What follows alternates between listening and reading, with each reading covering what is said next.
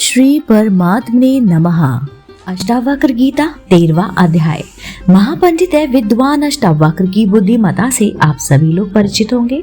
जनक की सभा में उन्होंने बंदी से शास्त्रार्थ करके अपनी विद्वता का परिचय जो दिया था और बंदी को उसके अहंकार के बारे में ज्ञात भी कराया था।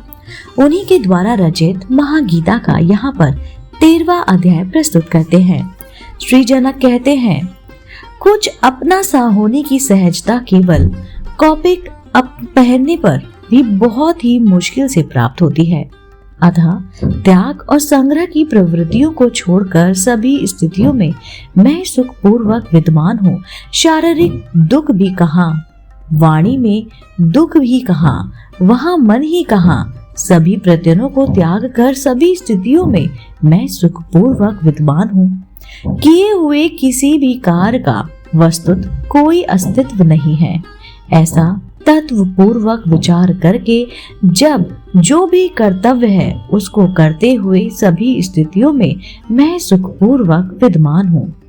शरीर भाव में स्थित योगियों के लिए कर्म और अकर्म रूपी बंधनकारी भाव होते हैं, पर संयोग और वियोग की प्रवृत्तियों को छोड़कर सभी स्थितियों में मैं सुखपूर्वक विद्यमान हूँ। विश्राम, गति, शयन, बैठने, चलने और स्वप्न में वस्तुतः मेरे लाभ और हानि नहीं है। अतः सभी स्थितियों में मैं सुखपूर्वक विद्यमान हूँ। सोने में मेरी हानि नहीं है और उद्योग अथवा अनुद्योग में मेरा लाभ नहीं है। अतः हर्ष और शोक की प्रवृत्तियों को छोड़कर सभी स्थितियों में मैं सुखपूर्वक विद्यमान हूँ।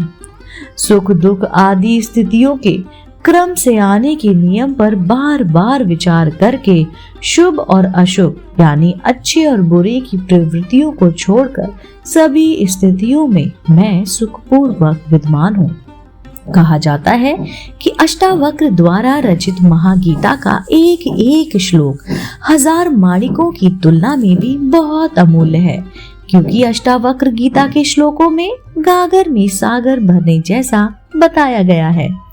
लोक हित के लिए गीता बहुत ही महत्वपूर्ण ग्रंथ है, जिसे पढ़ना और सुनना आवश्यक है। अगर अष्टावक्र गीता से संबंधित किसी भी सलाह, सुझाव या शिकायत के लिए आप अपना कीमती विचार कमेंट्स के माध्यम से हम तक पहुंचाइए। इसके अतिरिक्त आप इसे अपने दोस्तों के साथ जरूर शेयर कीजिए। मैं फिर से उपस्थित होती हूँ इसी चैनल पर अष्टावक्र गीता के 14वें अध्याय के साथ। तब तक के लिए नमस्कार।